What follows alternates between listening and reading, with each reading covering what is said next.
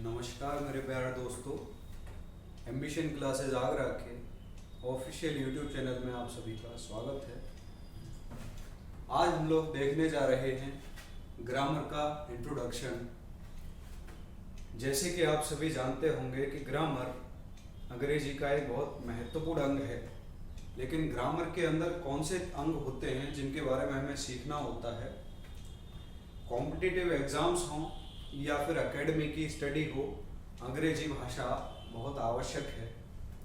अंग्रेजी भाषा में ग्रामर को जितनी अच्छी तरह से आप समझते हैं उतनी अच्छी ही आपकी अंग्रेजी की पकड़ होती है। तो आइए चलिए हम देखते हैं कि ग्रामर में कौन कौन से ऐसे अंग होते हैं, कौन कौन से पार्ट्स होते हैं जिन्हें आपको सीखना आवश्यक है। तो हम आज सीखने जा रहे हैं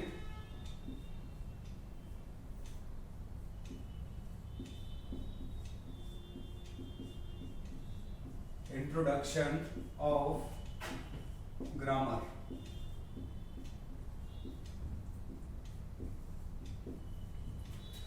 तो ग्रामर का इंट्रोडक्शन हम लोग सीखने आज जा रहे हैं। तो चलिए आइए देखते हैं इसके कौन कौन से पार्ट्स होते हैं जिनके बारे में आपको पता होना चाहिए।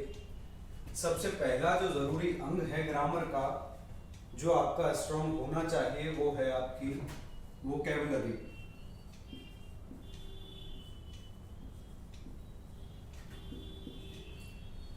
वोकैबुलरी आपको बताना चाहता हूं कि वोकैबुलरी में आते हैं आपके मीनिंग। आपको मीनिंग जितने ज़्यादा याद होते हैं, तो मीनिंग जो होते हैं आपको जितने अधिक याद होंगे उतना ही अधिक आप ग्रामर में अपनी पकड़ मजबूत बना सकते हैं। और ये एक ऐसा पोर्शन है जो आपको कोई सिखा नहीं सकता, ये आपको याद ही करना होता है। इसके बाद ही अंग्रेजी आप अपनी मजबूत कर सकते हैं, फिर चाहे वो ग्रामर के लिए हो या इंग्लिश स्पीकिंग के लिए हो। दूसरा पार्ट देखते हैं।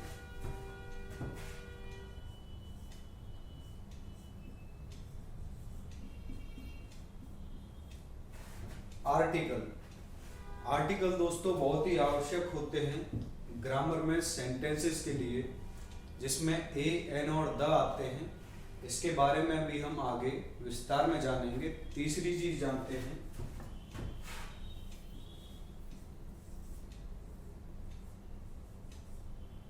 चौथी चीज होती है आपकी प्रोनाउन।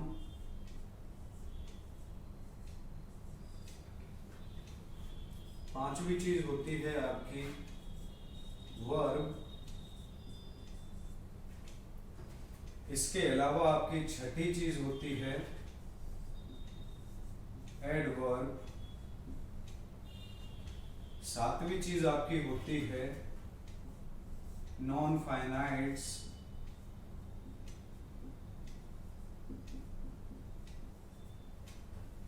इसके अलावा एडजेक्टिव।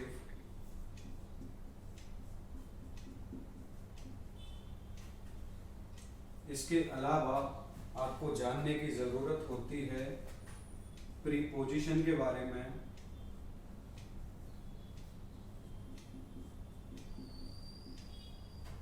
इसके अलावा आपको कंजंक्शन के बारे में भी जानना होता है। ये 10 मुख्य बिंदु हैं दोस्तों जिनके बारे में आपको पता होना चाहिए। अभी हम इनके बारे में बाहर से थोड़ा कुछ सीख रहे हैं, समझ रहे हैं कि क्या क्या आवश्यक है। इन सभी के बारे में हम अलग से विस्तार में वीडियो में चर्चा करेंगे, जिनमें आप सीख सकते हैं कि इनके कितने अंग होते हैं, इनका मतलब क्या होता है, इनका इस्तेमाल कहाँ होता है और किस तरह से हम सेंटेंसेस इनका अनुसरण करके बना सकते हैं। इसके अलावा मैं आपको बताना चाहता हूँ कि ये जो चीज़ें हैं ये साधारण ग्रामर में जो छोटे बच्चे होते हैं उनको भी सीखनी आवश्यक है। जो नई नई अंग्रेजी सीखना चाहते हैं, जिनको अंग्रेजी में समस्या होती है, उनको भी ये सारे अंग पता होने चाहिए। विशेष तौर से हम देखते हैं कि जो छात्र हिंदी माध्यम के होते हैं उनको अंग्रेजी समझने में समस्या आती है। इसके अलावा गांव के जो बच्चे होते हैं उनको अंग्रेजी समझने में खास तौर से दिक्कत आती है, क्योंकि उनका माध्यम बेसिक तौर पर हिंदी होता है, अंग्रेजी नहीं होता। इसके अलावा हम देखते हैं कि ये सारी चीज़ें तो आती ही हैं। अगर आप कॉम्पिटिटिव एग्जाम्स की तैयारी कर रहे हैं तो आपको इन सब के अलावा और अधिक चीज़ें भी जानने की ज़रूरत होती है, जो कि 10वीं और 12वीं के विद्यार्थी भी अक्सर सीखते हैं। तो उनमें से एक आपकी चीज़ है इसमें से एक्टिव पैसिव। इसी को पैसिव वॉइस के नाम से भी जाना जाता है। इसके अलावा होता है आपका डायरेक्ट और इनडायरेक्ट सेंटेंस। इसके अलावा आपका होता है टाइम एंड टेंस।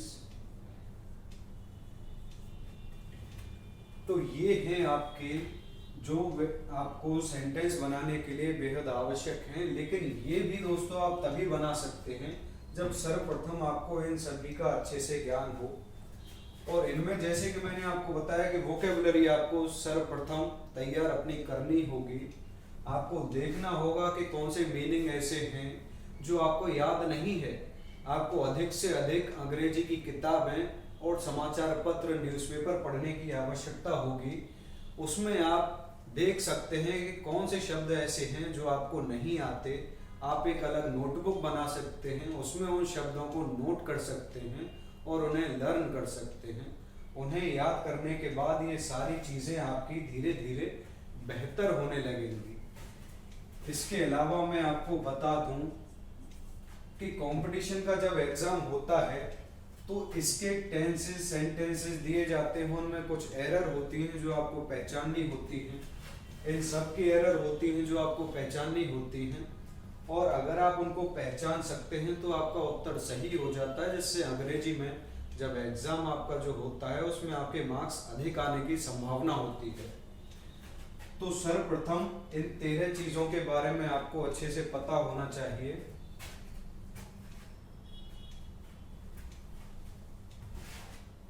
इसके बाद आप देखते हैं कि वर्ड्स अरेंजमेंट होते हैं।